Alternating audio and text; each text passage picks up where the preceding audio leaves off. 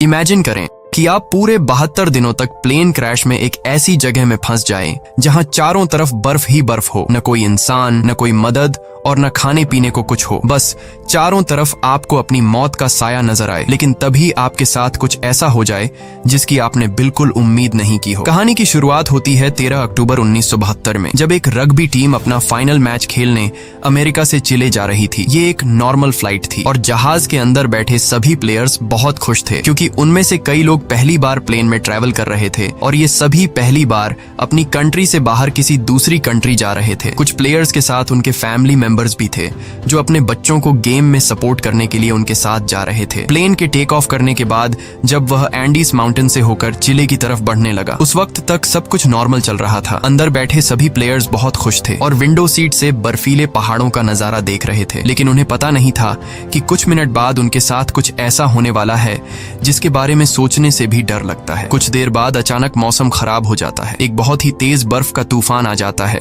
जिससे जहाज तेजी से झटके खाने लगता है। झटके लगने की वजह से सभी पैसेंजर्स घबरा जाते हैं, लेकिन अंदर बैठा एक पैसेंजर बताता है कि जब कोई प्लेन पहाड़ों के ऊपर से गुजरता है तो प्लेन में टर्बुलेंस होता है, यानी ये कोई खतरे की बात नहीं है, जल्द ही सब कुछ नॉर्मल हो जाएगा। लेकिन जैसे जैसे ये प्लेन आगे बढ़ रहा था, इसका टर्बुलेंस भी बढ़ता जा रहा था। जहाज अब और तेजी से झटके खाने लगा। प्लेन के अंदर मौजूद सारा सामान इधर उधर गिरने लगा। ये देखकर लोगों के बीच हलचल मच गई। पायलट्स जहाज को संभालने की कोशिश कर रहे थे, मगर अब जहाज कंट्रोल से बाहर हो गया था। इससे पहले कि पायलट्स कुछ कर पाते, सामने एक पहाड़ आता है और ये जहाज सामने के पहाड़ से जा टकराता है और दो हिस्सों में अलग हो जाता है। एक प्लेयर तो जहाज के टकराते ही प्लेन के पिछले पार्ट के साथ ही उड़ जाता है और हवा में गायब हो जाता है, जबकि प्लेन का आगे का हिस्सा तेजी से रगड़ते हुए बर्फ की एक बड़ी सी चट्टान से जा टकराता है। ये टकराव इतना तेज था कि प्लेन की सभी सीट्स एक दूसरे के साथ चिपक जाती हैं, जिसमें कई लोग कुचल कर मारे गए। अब जो लोग इस एक्सीडेंट से बच गए थे, उन्होंने खुद को संभाला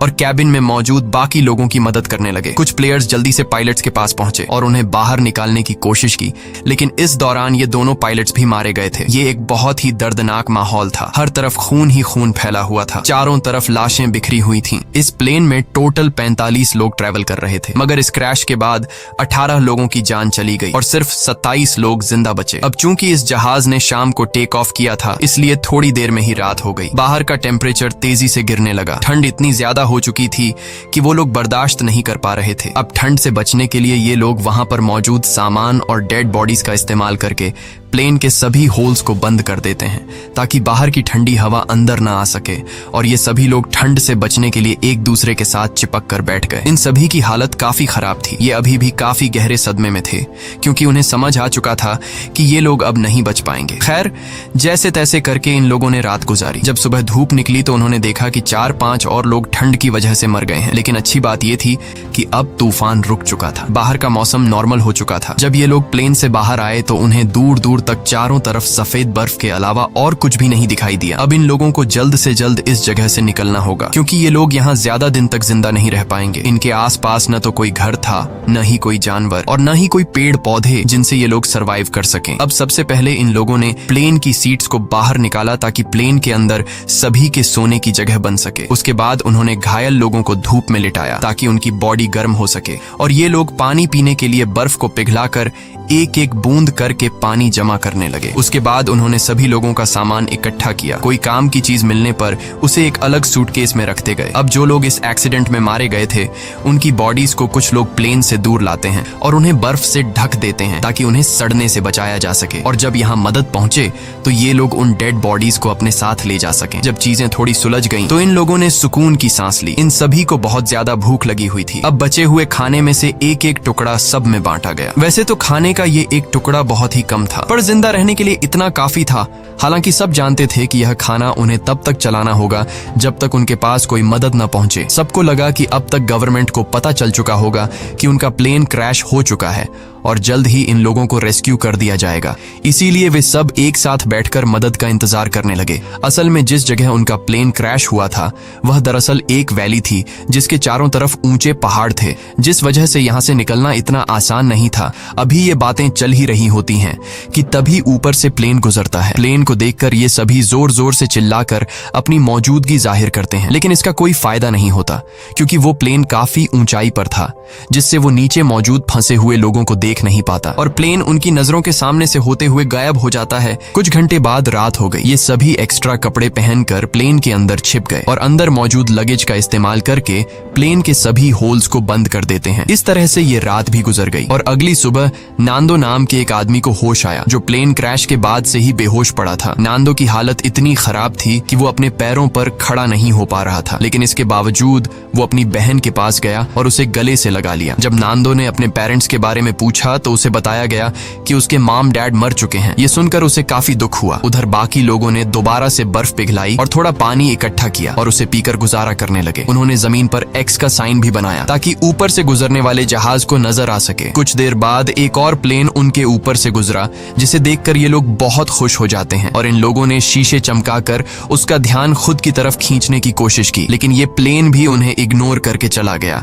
ये लोग खुश थे क्योंकि उन्हें लग रहा था कि शायद उस प्लेन ने हमें देख लिया है और अब बहुत जल्द उनके पास मदद पहुंच जाएगी। लेकिन इस तरह से एक रात और गुजर गई पर कोई उन्हें बचाने नहीं आया। अब उन्हें समझ आ जाता है कि यहाँ हमें कोई भी बचाने नहीं आएगा, इसलिए ये लोग सोचते हैं कि हम सब इस बंद इलाके में अपनी जान कैसे बचा सकते हैं। तभी उन्हें ख्याल आया कि प्लेन के पिछले हिस्से में कुछ बैटरीज पड़ी थीं और अगर हम इन बैटरीज को यहाँ ले आए तो बैटरी की मदद से हम प्लेन के रेडियो को चला सकते हैं और बाहर की दुनिया से कांटेक्ट कर पाएंगे। अब सभी को ये आइडिया पसंद तो आया, लेकिन इस काम को अंजाम देना इतना आसान नहीं था जैसा वो सोच रहे थे, क्योंकि जहाज का पिछला हिस्सा जो क्रैश के दौरान टूटकर अलग हो गया था, पता नहीं वो हिस्सा अब कहाँ होगा। खैर, उन्होंने प्लेन के पिछले हिस्से को ढूंढने का फैसला किया। इसके बाद उन्होंने लेदर और कांच का इस्तेमाल करके कुछ गॉगल्स बनाए ताकि ये गॉगल्स तेज बर्फीले तूफान में उनकी आंखों का प्रोटेक्शन कर सके। और ग्रुप के 4 लोग उन बैटरीज को लाने चले गए, लेकिन थोड़ी दूर जाने के बाद जब उन्होंने पीछे मुड़कर देखा तो उन्हें उनका जहाज कहीं भी दिखाई नहीं दिया और अब उन्हें एहसास हुआ कि इतने सारे बर्फ के बीच किसी को भी उनका प्लेन नहीं दिखेगा और शायद इसीलिए अभी तक कोई उन्हें बचाने नहीं आया। अब ये लोग आगे बढ़ने की कोशिश करते हैं कि तभी वहां मौजूद बर्फ खिसकने लगी। ये देखकर ये लोग डर जाते हैं और वापस अपने जहाज की तरफ आ जाते हैं। इस तरह से इन लोगों को यहाँ फंसे हुए 6 दिन गुजर जाते हैं और 1 हफ्ते बाद प्लेन में मौजूद सारा खाना खत्म हो गया। अब ये इलाका बर्फ से ढका हुआ था और आसपास न तो कोई जानवर था और न ही कोई पेड़ पौधे, इसीलिए अब उन्हें अपना पेट भरने के लिए कुछ न कुछ तो करना होगा। खाने के लिए कुछ भी न मिलने पर वो लोग पत्थरों पर जमी हुई मॉस खाने लगे, जिसका टेस्ट बहुत ही गंदा था, पर मजबूरी में उन्हें खाना पड़ा। यहाँ नांदो ने कहा कि अगर उसे मरे हुए लोगों की बॉडीज भी खानी पड़े तो वो खुद को जिंदा रखने के लिए ये भी करेगा। ये सुनकर सभी लोग सोच में पड़ गए। जल्द ही इन सभी के बीच बहस होने लगी कि उन्हें मरे हुए लोगों को खा लेना चाहिए या फिर भूख से मर जाना चाहिए। कुछ लोगों का कहना था कि ऐसा करना ठीक नहीं, ऐसा करने पर हमें ऊपर वाला माफ नहीं करेगा। जिसके बाद उन्होंने अपने पेट पर पत्थर रखकर गुजारा किया। ऐसे ही वक्त गुजरता गया और वक्त के साथ साथ उनकी भूख भी बढ़ती गई। हाल ये था कि ये सभी अपने जूतों की लेस और सिगरेट तक खाने पर मजबूर हो गए, लेकिन कई दिनों से भूखे रहने के बाद उन चीजों से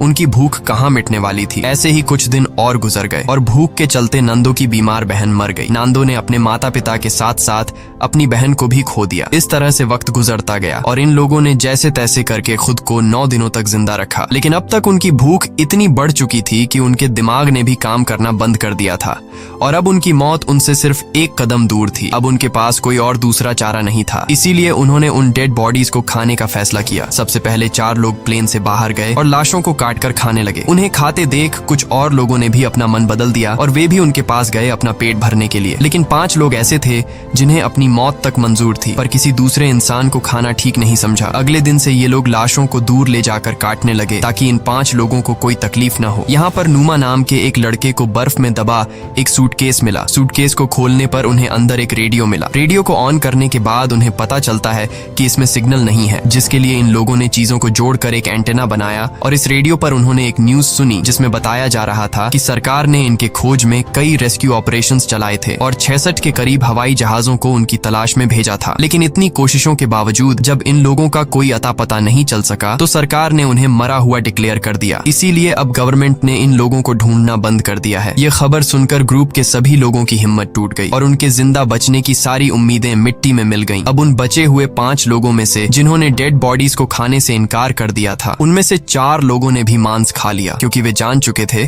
कि यहाँ उनकी कोई मदद करने नहीं आएगा और अब उन्हें खुद कुछ करना होगा यहाँ से निकलने के लिए। यहाँ ग्रुप के 3 लोगों ने दोबारा से जहाज के पिछले हिस्से को ढूंढकर उसमें लगी बैटरीज को लाने का फैसला किया ताकि वे उसका इस्तेमाल करके बाहरी दुनिया से कांटेक्ट बना सकें और उन्हें बता सके कि हम अभी भी जिंदा हैं। इसके बाद 3 लोग प्लेन के पिछले हिस्से को ढूंढने निकल पड़े और कई घंटों तक चलने के बाद उन्हें प्लेन के कुछ टुकड़े मिले जिन्हें ये लोग उठा लेते हैं और साथ ही उस खिलाड़ी की लाश भी मिली जो क्रैश के वक्त उनसे बिछड़ गया था। उन्होंने उसकी लाश को दफना दिया और अपना सफर जारी रखा क्योंकि अब उन्हें भी अंदाजा हो चुका था कि प्लेन का पिछला हिस्सा यहाँ आसपास ही होगा। घंटों की चढ़ाई के बाद ये सभी काफी थक चुके थे और इन बर्फीली हवाओं के चलते उनका सांस लेना भी मुश्किल हो रहा था। जल्द ही रात हो गई और इन लोगों ने एक चट्टान की आड़ में छिपकर रात गुजारने का फैसला किया। अगली सुबह जब उनकी आंख खुली तो ये सभी बर्फ से ढके हुए थे और इन तीनों की हालत काफी खराब थी। ठंड इतनी ज्यादा थी कि उनमें से एक की तो आंखें तक जम चुकी थीं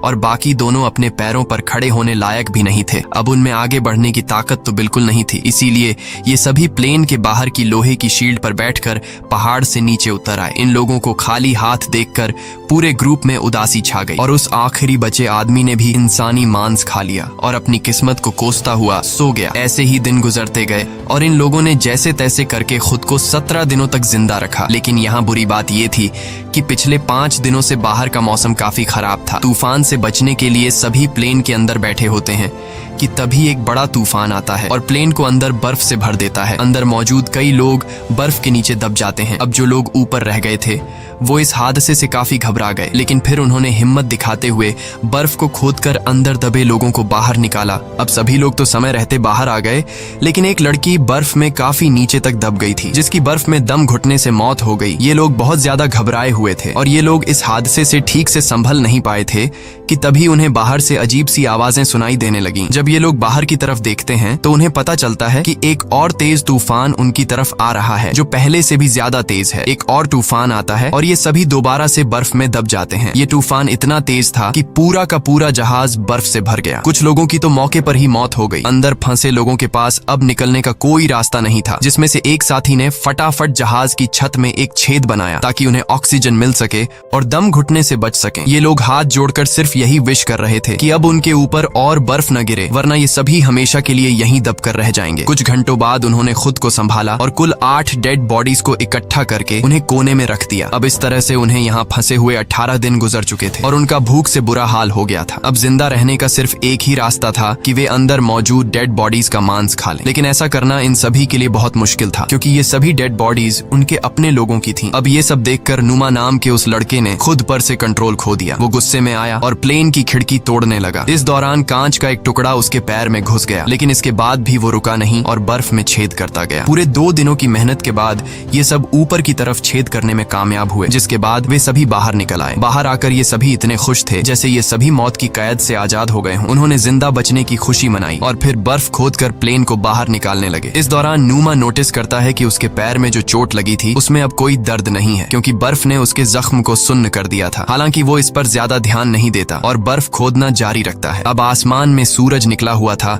इसलिए उन्हें बर्फ खोदने में ज्यादा परेशानी नहीं हुई और कुछ घंटों में ही जहाज बाहर आ गया। अब धूप काफी अच्छी थी, इसलिए वे सभी प्लेन के पिछले हिस्से को ढूंढने की सोचने लगे, लेकिन उन्हें कोई आइडिया नहीं था कि वे इन बर्फीली रातों का सामना कैसे करेंगे। इसलिए उन्होंने थोड़ा और इंतजार करने का फैसला किया क्योंकि गर्मियों का मौसम आने वाला था और इस दौरान इस चढ़ाई को पार करना थोड़ा आसान होगा। देखते ही देखते 34 दिन गुजर गए और अब मौसम पहले से थोड़ा बेहतर हो गया। अब जो लोग पहली बार प्लेन की तलाश में गए थे उनकी तबीयत अभी तक खराब थी और वे दोबारा से चढ़ाई करने की हालत में बिल्कुल नहीं थे। कुछ घंटों बाद उन्हें पता चलता है कि उनका एक और साथी भूख के चलते मर गया है। ये देखकर ये लोग बहुत ज्यादा मायूस हो जाते हैं और उसे बर्फ में दफना देते हैं। ऐसे ही 2 दिन और गुजर गए और 36वें दिन उन्होंने फैसला किया कि अगर उन्हें अपनी जान बचानी है तो जहाज के बैक साइड से बैटरीज लाकर बाहरी दुनिया को इन्फॉर्म करना होगा, वरना हम एक एक करके सब मर जाएंगे। जिसके बाद ग्रुप के 4 लोगों ने ऊपर चढ़ाई करने का फैसला किया और उन 4 लोगों के नाम थे रोबर्टो, टिंटिन, नूमा और नांदो। इन लोगों ने ठंड से बचने के लिए ढेर सारे कपड़े पहने और प्लेन की तलाश में निकल पड़े, लेकिन कई घंटों तक चलने के बाद भी उन्हें उनका प्लेन कहीं दिखाई नहीं दिया। तभी नूमा की तबीयत बिगड़ने लगी और वो चक्कर खाकर गिर जाता है। यहाँ बाकी लोगों ने देखा कि उसके पैर की चोट में इन्फेक्शन फैल चुका है, इसीलिए वे सब तय करते हैं कि वापस नूमा को नीचे ले जाएंगे, लेकिन नूमा ने ऐसा करने से मना कर दिया। उसने अकेले ही नीचे जाने का फैसला किया और बाकी लोगों से आगे बढ़ने को कहा। अब नूमा प्लेन के पास तो लौट आया, लेकिन उसकी हालत इतनी खराब थी कि वहां पहुंचते ही वो बेहोश हो गया। थोड़ी देर बाद जब उसे होश आया तो उसने देखा कि उसके साथी प्लेन से बर्फ हटाने की कोशिश कर रहे थे। वो भी उनकी मदद करना चाहता था, लेकिन कमजोरी के मारे वो हिल तक नहीं पा रहा था। दूसरी तरफ वे तीन साथी कई घंटों का सफर तय करने के बाद उस जगह पहुंच जाते हैं जहां प्लेन का पिछला हिस्सा था, जो चट्टान से टकराने के बाद टूट गया था। इसे देखकर ये तीनों बहुत खुश हो जाते हैं और प्लेन के पिछले हिस्से के पास जाते हैं। जब ये तीनों जहाज की जांच करने लगे तो उन्हें बैटरीज के अलावा और भी बहुत कुछ मिला, जैसे कि ढेर सारे कपड़े, रम की बॉटल्स और कई सारे सिगरेट के पैकेट्स। ये लोग सामान लेकर वापस अपने प्लेन के पास आते हैं, जहां उन्होंने बैटरी को प्लेन के रेडियो में डाला और बाहरी दुनिया से कांटेक्ट बनाने की कोशिश की, लेकिन बदकिस्मती से रेडियो खराब हो चुका था और इस तरह से उनकी आखिरी उम्मीद भी मिट्टी में मिल जाती है। उधर नोमा की तबीयत भी बिगड़ती जा रही थी और अब उसका इन्फेक्शन पूरी बॉडी में फैल चुका था। प्लेन से मिला खाना भी अब खत्म हो गया था, इसलिए ये सभी दोबारा से ह्यूमन मीट खाने लगे। नोमा ने खाना पीना बंद कर दिया ताकि बाकी लोगों के लिए ज्यादा खाना बचे, क्योंकि वह जान चुका था कि अब उसकी जान नहीं बचेगी। अब ग्रुप के कुछ लोग एक बार फिर प्लेन के पिछले हिस्से तक गए, इस उम्मीद में कि उन्हें कुछ काम लायक मिल सके। इस बार उनकी किस्मत ने साथ दिया और उन्हें एक वाटरप्रूफ कपड़ा मिला, जिससे जोड़कर उन्होंने एक स्लीपिंग बैग बनाया। इसके बाद उन्होंने रेडियो पर खबर सुनी कि प्लेन क्रैश को 58 दिनों के गुजर जाने के बाद अब सरकार उन्हें ढूंढने के लिए एक आखिरी मिशन चलाएगी। ये खबर सुनकर सभी में दोबारा से जान आ गई और जिंदा बचे रहने की एक छोटी सी उम्मीद मिली। यहाँ कुछ लोगों ने कहा कि हमें यहीं रुककर उनका इंतजार करना चाहिए, जबकि बाकी लोगों ने कहा कि अगर हम यहीं रहेंगे तो कोई भी हमें देख नहीं पाएगा, इसलिए हम में से कुछ लोगों को पैदल चलकर मदद बुलानी चाहिए। रात को नोमा की तबीयत बहुत ज्यादा बिगड़ने लगी। वह अपनी जिंदगी की आखिरी सांसें ले रहा था। मरने से पहले उसने सभी से कहा कि जब मैं मर जाऊं तो तुम सब मुझे अपना खाना बना लेना। ये शब्द कहकर नोमा की मौत हो गई। नोमा के इन आखिरी शब्दों से सबको हिम्मत मिलती है और उन्हें नोमा के पास से एक लेटर मिला। उस लेटर में नोमा ने लिखा था कि वह बहुत खुश है कि वह अपने दोस्तों के बीच मरा, क्योंकि उसे इससे अच्छी मौत नहीं मिल सकती। अब नोमा का लेटर पढ़कर सभी के अंदर एक अलग सा जोश आ गया और ग्रुप के 3 लोग दोबारा से मदद की तलाश में निकल पड़े। इन तीनों ने एक स्लीपिंग बैग और ढेर सारा खाना लेकर अपना सफर शुरू किया। इस बार इन तीनों ने ठान लिया था कि वे हर हाल में इन पहाड़ों को पार करेंगे और चिले तक पहुंचकर सबके लिए मदद बुलाएंगे। ये तीनों बिना रुके चढ़ाई करते रहे और जब रात हुई तो वे उस स्लीपिंग बैग के अंदर सो गए। अगली सुबह उन्होंने फिर से अपनी चढ़ाई शुरू कर दी और पहाड़ की चोटी तक पहुंच गए, लेकिन ऊपर का नजारा देखकर मानो उनकी हिम्मत टूट गई। उनके सामने पहाड़ ही पहाड़ थे और इसका मतलब था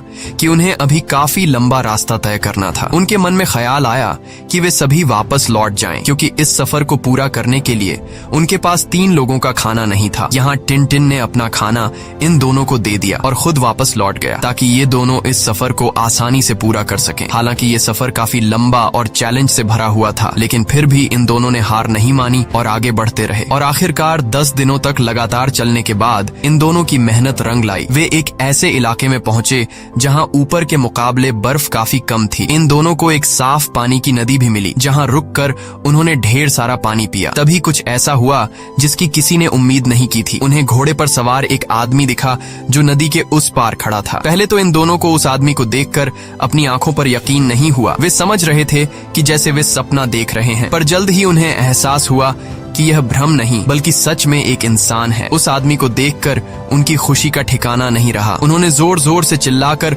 उस आदमी से मदद मांगी, लेकिन वह आदमी उनकी बात नहीं समझ पाया, क्योंकि वह उनसे काफी दूर था और बहते पानी के शोर में कुछ सुन नहीं पा रहा था। इसलिए उसने एक पेपर और पेंसिल नदी के उस पार फेंकी ताकि ये दोनों लिखकर कुछ बता सकें। और इन दोनों ने उस कागज पर अपनी सारी कहानी लिख दी। कागज पर लिखी सारी कहानी पढ़ने के बाद ये आदमी उस कागज को लेकर सरकारी ऑफिसर के पास पहुंचा, जहाँ ऑफिसर ऑफिसर को भी पता चला कि 2 महीने पहले जिस प्लेन क्रैश में हम लोगों को मरा हुआ समझ रहे थे, उनमें से कुछ लोग अभी भी जिंदा हैं। और खबर मिलते ही सरकार ने इन सभी लोगों को बचाने का मिशन चालू कर दिया। ये आदमी रोबर्टो और नांदो को अपने घर ले आया, जहां उन्होंने पेट भरकर खाना खाया। अब ये खबर पूरे शहर में आग की तरह फैल गई और बहुत जल्द वहां रिपोर्टर्स का मेला लग गया और बर्फीले पहाड़ों के बीच फंसे लोगों ने भी ये खबर रेडियो पर सुन ली, जिससे सभी खुशी के मारे उछलने लगे। इसके बाद उन्होंने अपने हाथ मुंह धोए और अपना अपना सामान पैक कर लिया। जल्द ही रेस्क्यू टीम रोबर्टो और नांदो को लेकर उस लोकेशन पर पहुंची और प्लेन क्रैश के 72 दिनों बाद आखिरकार उन लोगों को बचा लिया गया। इसके बाद इन सभी लोगों को शहर लाया गया, जहां ये लोग अपने परिवार वालों से मिले और शहर के सभी लोगों ने इनका हीरोज की तरह स्वागत किया। अब इन सभी लोगों को हॉस्पिटल में एडमिट किया गया। यहाँ इन सभी ने एक दूसरे को नहलाने में मदद की और फिर इन लोगों को अलग अलग बिस्तर दिए गए। लेकिन उस रात भी ये सभी एक दूसरे के साथ सोए, क्योंकि इस हादसे के बाद ये सभी काफी गहरे सदमे में थे। कहानी के एंड में हमने जाना कि इस प्लेन में कुल 45 लोग ट्रैवल कर रहे थे, जिनमें से सिर्फ 16 लोगों की जान बच पाई। इसी के साथ सच्ची कहानी पर बनाई गई ये फिल्म खत्म हो जाती है। अगर आपको स्टोरी अच्छी लगी हो तो हमारे चैनल को सब्सक्राइब और वीडियो को लाइक जरूर कीजिएगा।